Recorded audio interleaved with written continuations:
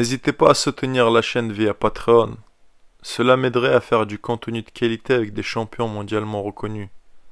Vous trouverez le lien en bas de la vidéo. Ce matin, nous sommes avec deux membres de la team Costock. Bonjour à Ahmed, bienvenue. Bonjour. Et nous sommes aussi avec Fabien, non, c'est Raphaël, pardon. Pourquoi Fabien? Je ne sais pas pourquoi. Bienvenue en tout cas chez nous.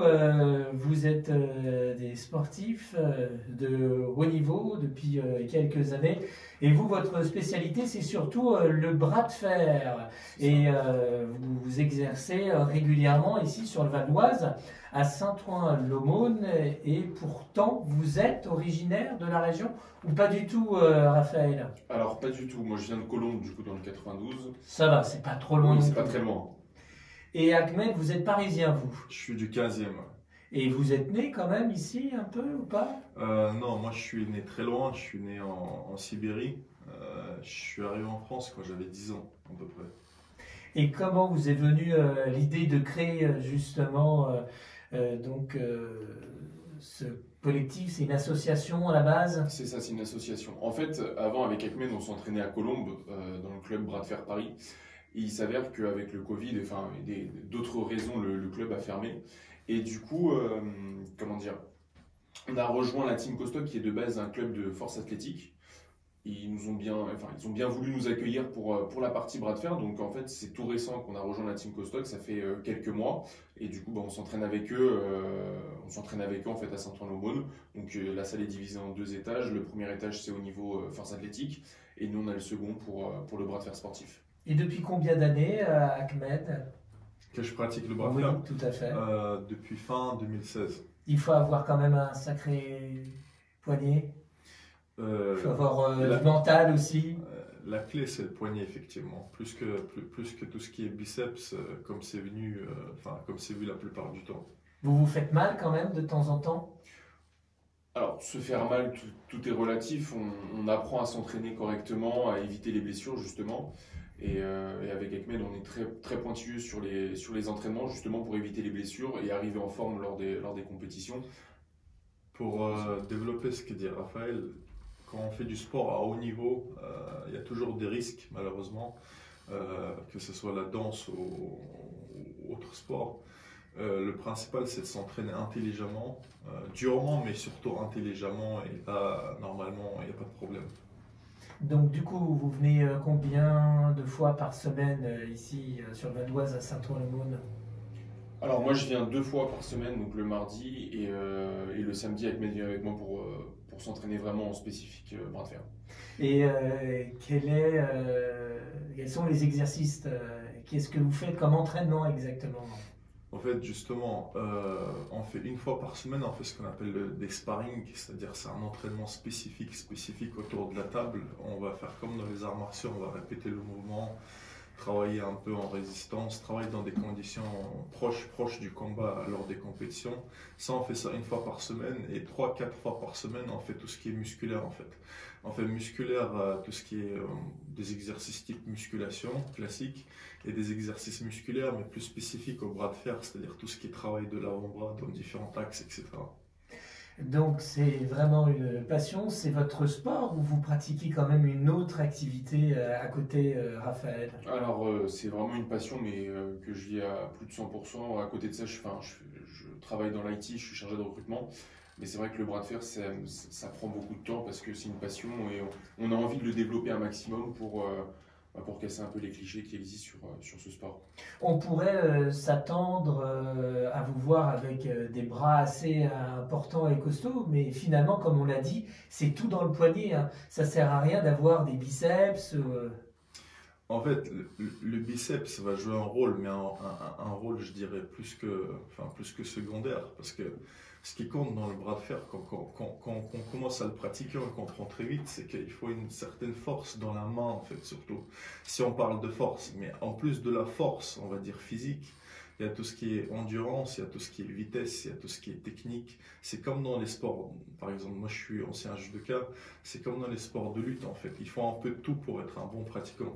Alors vous êtes champion, hein, Ahmed, double champion de France 2021. C'est ça, en catégorie poids lourd, plus de 110 kilos. Et vous êtes vice-champion de France hein, pour Raphaël. Oui, c'est ça, en moins de 85 kilos.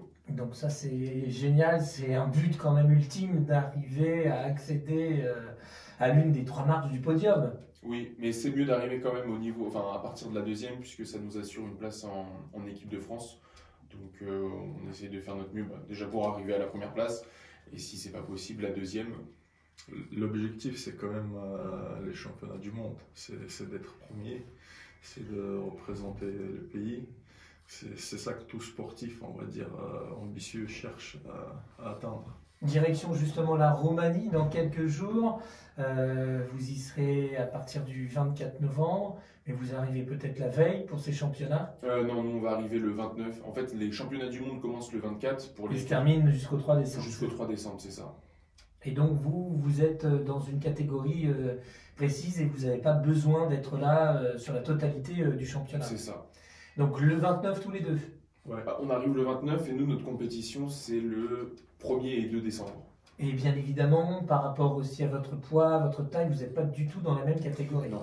Non, c'est ça qui est bien. Et Presque 2 mètres, c'est ça pour Ahmed? c'est ça, 1m97.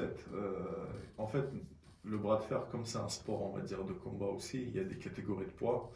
Et heureusement, d'ailleurs, je dirais, sinon ce serait pas équitable. Ouais, les catégories vont en France, en tout cas, de moins de 65 kg jusqu'à plus de 110 kg. Vous vous amusez quand même tous les deux, Ah oui, ensemble. Même si effectivement, vous n'avez pas la même taille, le même poids, mais et qui gagne en règle générale quand vous faites un bras de fer? Raphaël. Non, en fait, Raphaël, en plus d'être ami, c'est moi qui le coach. Donc, on est amené à très souvent faire des sparring, des entraînements ensemble. Et tous les deux, à côté, vous avez une activité professionnelle aussi, qui n'a rien à voir avec ce que vous pratiquez, le Oui. bras de fer. Oui, du coup, comme j'ai dit, je suis dans le recrutement dans les profils IT. Donc c'est vrai que ça n'a aucun rapport avec le bras de fer de manière générale. Donc il y a un peu de tout en fait dans la discipline en termes de métier. Et vos collègues, des fois, vous demandent à vous défier ou pas? Justement, non, depuis qu'ils savent que je fais du bras de fer, ils disent on va pas essayer d'en faire un contre toi parce qu'on sait qu'on va perdre. Nous allons reparler un petit peu du bras de fer sportif, puisqu'il y a des femmes aussi, et puis peut-être des jeunes. À partir de quel âge, justement, on peut pratiquer le bras de fer sportif? Et puis, pourquoi pas, en 2024, les JO en tout cas, c'est une discipline aujourd'hui qui est reconnue, mais effectivement qui n'est pas installée lors de grandes compétitions comme les Jeux Olympiques. Le bras de fer, c'était entre potes quand on était plus jeune, mais aujourd'hui, il y a quand même réellement une vraie discipline. Il faut quand même le souligner. C'est validé, Ahmed. Oui, depuis Ça rigole pas. Bien sûr, depuis 2019, c'est un sport officiel en France, reconnu par le ministère du Sport, donc la réponse est oui. Parce qu'effectivement, quand on était plus jeune, on s'amusait, voilà, on défiait ses potes comme ça, sans savoir que quelques années après, ça allait devenir un véritable sport. Et vous avez réussi parce que vous avez montré l'efficacité, effectivement, de cette pratique. Oui, effectivement, on a une équipe de jeunes motivés, dont à la tête c'est Émeric Pradine. Et du coup, je pense que grâce à notre motivation et voilà, à l'aide de tous les gens qui nous ont soutenus, on a réussi à amener ce sport quelque part, on va dire, en France. Et oui, pour revenir à ce que vous dites, c'est pour ça il y a le bras de fer. Un bras de fer et ce que nous on appelle le bras de fer sportif. C'est pour ça le nom officiel de la discipline, c'est le bras de fer sportif. C'est pour justement de couper et de différencier en fait. Donc il y a très peu de clubs qui existent. Je rappelle, vous êtes une association, la team Costoc, et vous êtes basé en Valoise à Saint-Ouen-l'Aumône. Il y a combien de clubs en Ile-de-France? Alors en Ile-de-France, 2 ou 3. Et sur le territoire national, il y a une vingtaine de clubs environ. Ça se développe justement depuis cette officialisation, depuis 2019. De plus en plus, parce qu'il y a l'aspect officiel qui qui permet d'attirer davantage les gens et d'intéresser beaucoup plus tout ce qui est médias, les jeunes dans les écoles. Donc ça nous permet aussi, nous, de faire une promotion beaucoup plus qualitative du sport et d'attirer beaucoup plus de personnes, donc un meilleur développement de la discipline. Et je rappelle que Ahmed, vous êtes double champion de France 2021 dans la catégorie 110 kg. Plus de 110 kilos. Plus de 110 kg. Et Raphaël, vous êtes vice-champion de France, moins 85 kg. Donc vous continuez encore sur votre lancée puisqu'il y a les championnats du monde à Bucarest qui se préparent sur plusieurs jours, du 24 novembre au 3 décembre. Il y a un entraînement un peu plus important justement à l'approche de ce championnat pour vous. Vous faites un petit peu attention à ce que vous mangez par exemple, à pas trop fumer, boire, mais peut-être que vous ne buvez pas et vous ne fumez pas à la base. Alors on ne fume pas et on ne boit pas. C'est comme tout sportif oui, de toute façon. C'est ça. Et après, au niveau du poids, moi j'ai une catégorie de poids à respecter, donc au niveau de la nourriture, il faut quand même que je sois vigilant. Il faut perdre un petit peu là en ce moment ou pas, non? Enfin, au niveau de mon poids de corps, je suis comme si j'étais avant une compétition, donc j'aurais pas trop de mal. Mais c'est vrai qu'il faut quand même être vigilant sur ce qu'on mange. Contrairement à Ahmed, lui, il n'a pas trop de soucis au niveau de la catégorie de poids à respecter. J'ai pas de soucis au niveau de la catégorie de poids, mais il ne faut pas oublier qu'on pratique un sport de performance. Donc, bien sûr, on fait attention à ce qu'on mange. Il faut manger équilibré, il faut manger sainement, c'est comme dans tous les sports. Et pour répondre à votre question par rapport à l'entraînement, il y a ce qu'on appelle la saison et la hors-saison. Et là, c'est comme vous pouvez le préciser, le championnat du monde, donc on est en pleine saison. Donc oui, on s'entraîne de manière plus intensive, on est beaucoup plus rigoureux, on fait beaucoup plus attention. Mais c'est une chance de vous avoir parce que je sais qu'en règle générale, à l'approche d'une telle compétition, vous pouvez aussi avoir, pas du stress, mais il faut quand même suffisamment être bien préparé et donc vous vous isolez un petit peu aussi en quelque sorte. Ça, je pense que ça dépend du caractère de chacun. En plus d'être athlète et d'avoir nos professions respectives avec Raphaël, on essaie de développer ce sport. Donc pour nous, une invitation de venir à une radio, surtout une radio qui se trouve près de chez nous géographiquement, on ne peut pas refuser. Donc il n'y a pas de souci de ce point de vue-là. Combien il y a de membres au sein de ce club, la team Costoc? Alors la team Costoc, donc c'est une association qui regroupe environ une trentaine d'adhérents et dont entre 10 et 15 personnes font du bras de fer sportif. Et elle est toute jeune cette association? Oui, elle a été créée l'année dernière, donc c'est tout jeune de base. En fait, la team Costoc, c'est une association qui était dans l'est de la France et il y a une filiale entre guillemets qui a été créée en Île-de-France, donc Team Costoc IDF, où on a du coup rejoint pour la partie bras de fer. Et comment vous êtes arrivés sur le Val d'Oise, puisque tous les deux, vous n'êtes pas du département, forcément. Je rappelle Colombes pour Raphaël et Paris pour Ahmed. Donc, voilà. Comme on dit, tous les chemins amènent à Rome. Pour nous, tous les chemins amènent au bras de fer. Comme on a vu qu'il y avait moyen surtout Raphaël a vu qu'il y avait moyen de pratiquer le bras de fer, en plus avec une team partie force athlétique qui a de très très bons athlètes en fait. Il faut savoir que dans ce club il y a trois champions du monde, 2 champions du monde et un champion du monde en titre. C'est des gens qui peuvent avoir une bonne influence sur nous, ne serait-ce que pour la partie, on va dire, renforcement musculaire. Donc, même si la distance, surtout pour moi, elle est éloignée, c'est bénéfique. On les remercie d'ailleurs. Vous l'avez sûrement compris, on parle ce matin du bras de fer sportif sur IDFM avec Raphaël et Ahmed. Donc, on a parlé du nombre de personnes qui pratiquent ce sport chez vous au sein de votre club, la Team Costoc. Est-ce qu'il y a des femmes? Au sein de la Team Costoc, non. Mais en France, oui, il y a des femmes qui pratiquent le bras de fer sportif. Et même dans le monde, il y a au niveau mondial, il y a également des femmes qui participent, qui ont un très haut niveau. Donc au final, au championnat du monde, il y aura les catégories pour les hommes et les catégories pour les femmes. En France, pour la partie femmes, c'est timide encore, et on essaie de développer ça. Mais dans le monde, tout ce qui est championnat du monde, championnat d'Europe ou dans la plupart des autres pays, il y il y a énormément de femmes, il y a presque autant de femmes que d'hommes qui ont un très très haut niveau. Il y a plusieurs noms comme ça de femmes qui peuvent facilement battre au bras de fer. Et à partir de quel âge on peut pratiquer le bras de fer? Il y en a qui commencent très tôt, 6-7 ans, Ah oui. principalement dans les pays de l'Est où ils commencent très tôt puisque c'est un sport national. En France, c'est un peu plus compliqué de commencer tôt dû au manque de visibilité, mais ça commence vraiment à se développer. Il y a de plus en plus de jeunes qui s'inscrivent justement pour le bras de fer. Dans le judo, par exemple, on peut commencer la pratique à l'âge de 6 ans. Vous, c'était votre cas, justement, non, maintenant? Moi, j'ai commencé à 13 ans, 13 ans. mais je sais qu'on peut commencer à 16 ans. C'est bien vu de ce point de vue-là. Il y a des clubs qui commencent à l'âge de 6 ans, voire même du judo un peu, on va dire, facilité pour des petits enfants, où il y en a qui commencent à 4 ans, comme ça, pour les mener, on va dire, pour les amener, pour les introduire au judo.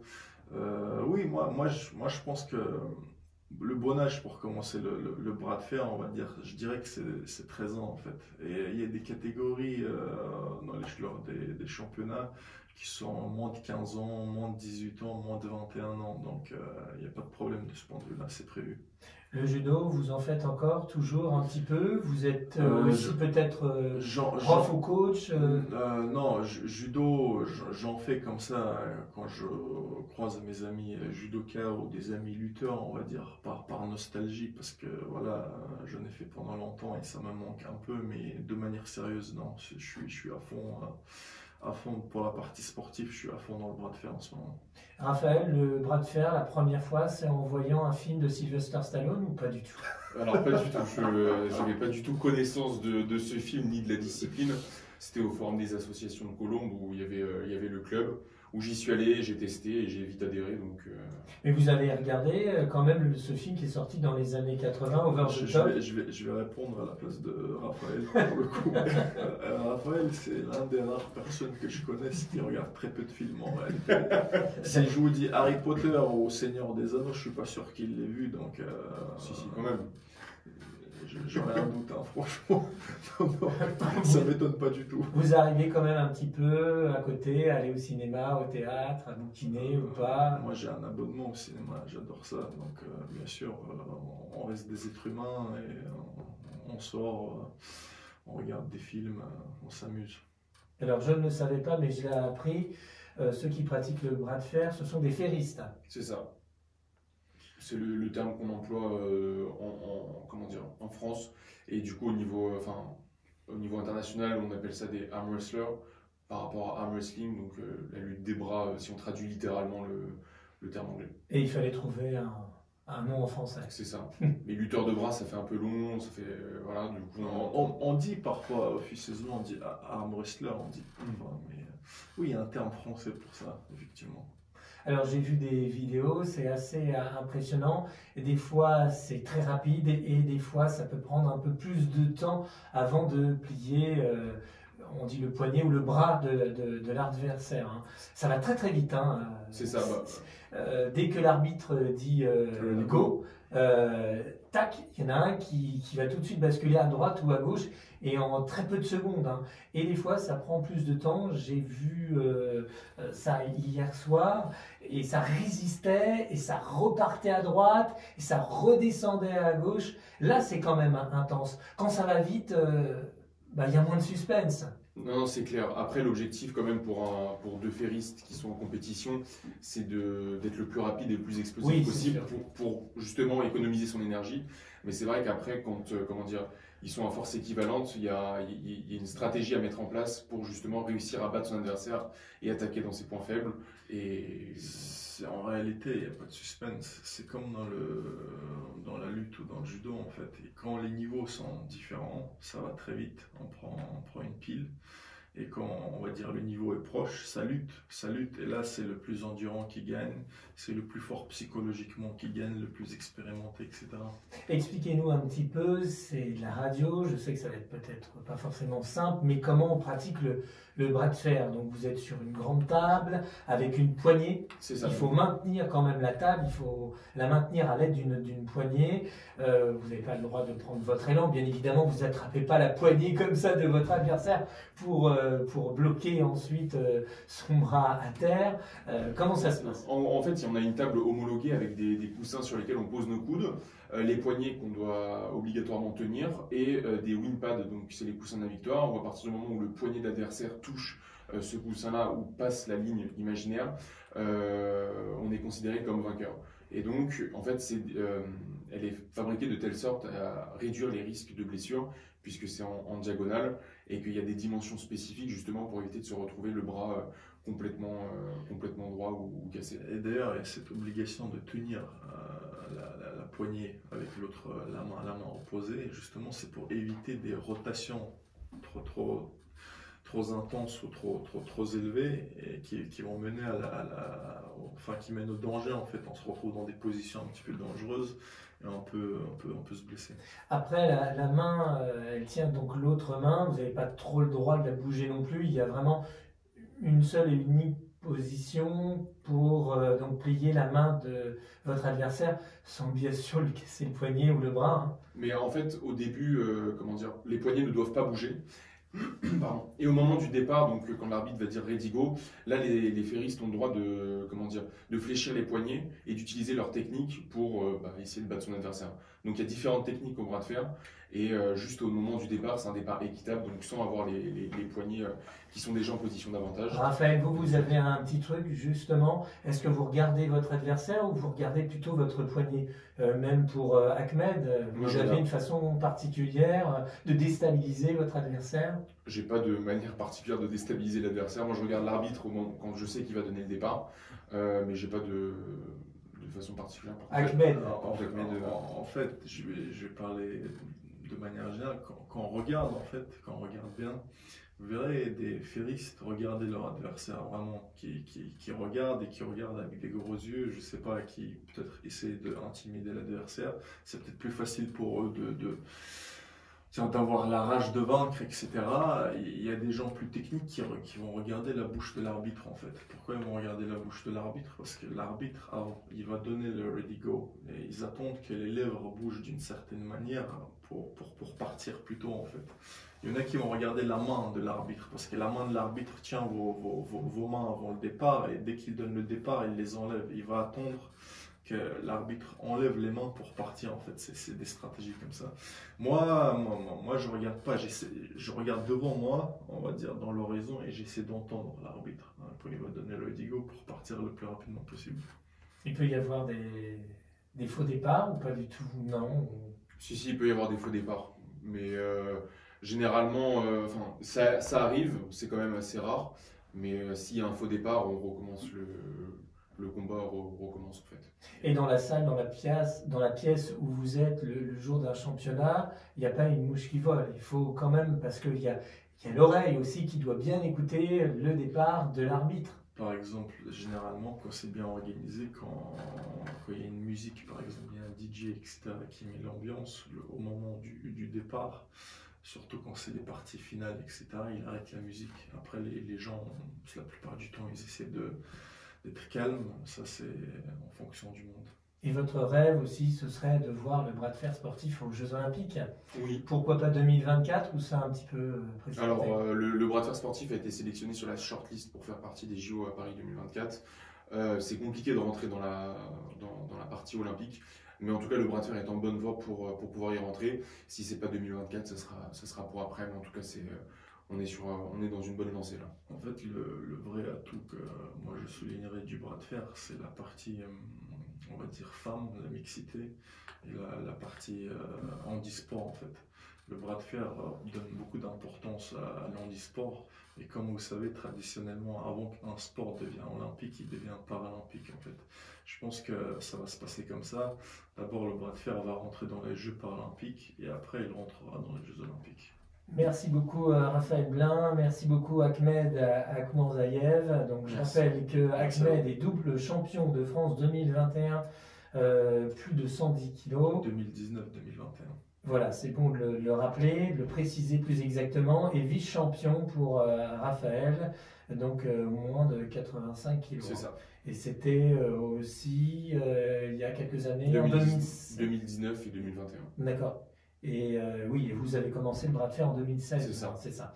Merci beaucoup à vous deux. Et puis je rappelle que la team Costoc, votre club, votre association, est basée donc à Saint-Ouen-l'Aumône. Peut-être quelques personnes souhaiteraient vous rejoindre. On peut éventuellement vous identifier sur Internet, un petit peu sur Instagram, mais aussi vous avez une chaîne YouTube.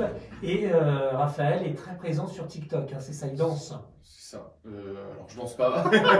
Sur TikTok je danse pas, mais j'essaie de répondre à tous les commentaires sur le bras de fer et mon compte TikTok donc c'est arbitre.bras de fer est vraiment basé c'est uniquement du bras de fer sportif. Donc je donne des conseils et tout. Voilà, Raphaël, heureusement qu'il est présent sur TikTok parce que pour moi c'est un peu compliqué TikTok. Je le suis reconnaissant et moi je suis plus présent sur YouTube, on va dire, c'est un autre format sous le nom de bras de fer sportif tout simplement comme le nom de la discipline. Et oui, on essaie de montrer, on essaie de créer des vocations, on essaie de développer ça en France. Merci encore à vous deux et bon retour à Paris ou à Colombes. Merci Et beaucoup. puis à très vite de nouveau sur le Val d'Oise.